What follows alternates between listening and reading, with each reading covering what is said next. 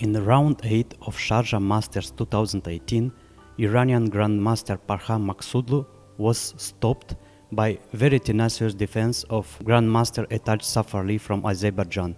In the after-game interview, Altaj said that he was already surprised on move 4, bishop b2.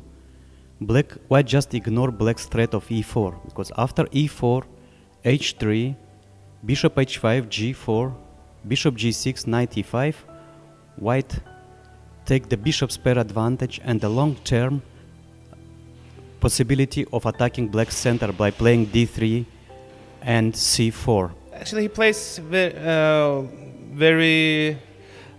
his opening repertoire is very rare, so it's very difficult to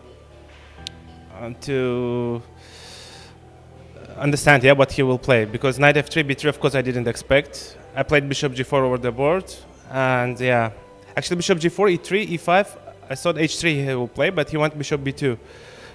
Yeah, it's a tricky move, because e4 is not the move. After e4 problem worse, because h3, bishop h5, knight g4, bishop g6, knight e5, knight d7, knight g6, h takes, and he has c4 move. Or d3. Maybe. Or d3 maybe, but c4 maybe is better, because if I take, he take with the bishop, then he plays knight c3, queen c2, long castle, and it's very dangerous. So probably I had to play something else. I maybe not e5. I have to play something like knight d7 or knight f6. I don't know. Couple of moves later, anyway, Altaj gave the bishop for the knight. Instead, he got good development, some attacking chances on the queen side, and position with no weaknesses. So I would say after the opening, the position was balanced. White move on move 14, White moved the pawn to e4, trying to advance the pawn more to e5.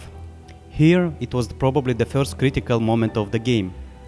Black could play more sharp, for instance, rook e8, e5, bishop b4, or bishop b4 immediately, or queen e7 with the idea to change the bishops on a3.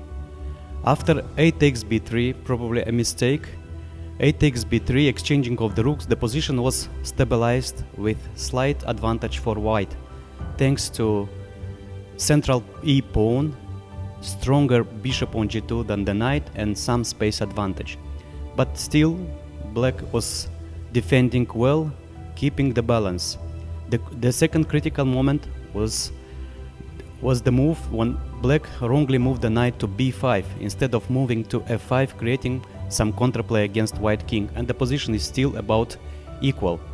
After knight b5, an exchange of the rooks and the queens, White got an endgame with extra pawn and could get even better version by bishop takes c6 and playing the endgame knight versus knight, 4 pawns against 3 on the same side, which is probably winning. Instead, White got the same structure, 4 against 3, but this time bishop against the knight, which is considered to be with good drawing chances. Etaj Safarli somehow defended a little bit passively with the knight on g7. Better was to play with the knight on e3 or d4, more active knight. And White didn't find the right plan, with e6 move breaking the fortress. This move and the plan of winning land was pointed by Mr. Talal Alzabi, the head of organizing committee, at the live commentary during the game. So after e6, Black cannot hold the position, and White could win one more game. And the game, White was trying to break the fortress, but with a very precise play, Etaj Safarli saved a half a point. In round 8, Grandmaster Etaj Safarli stopped the leader and made a very difficult draw. Can you share us some moments of the game? Yeah, of course. The game was very difficult, and actually before the game I wanted to play for a win, but somehow I got worse position out of the opening and I had to defend. So game ended in a draw, and I think it's quite good result. Yeah. Probably White missed couple of winning ideas. I mean, even in the end game, we in the press center tried to evaluate the position with the bishop on e3 to play e6. Did you see this idea? Actually, I thought that this position should be draw anyways, but yeah, now I understand that probably I had to keep my knight on the center, not on the corner. Like knight on g7 looks very bad. Right. How do you appreciate your play here? I think for now it's so far good, but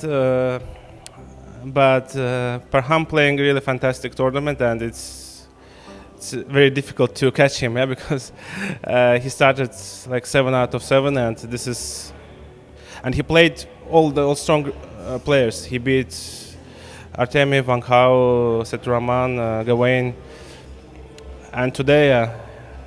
Yeah, at least you stopped him from winning all the games. At least draw.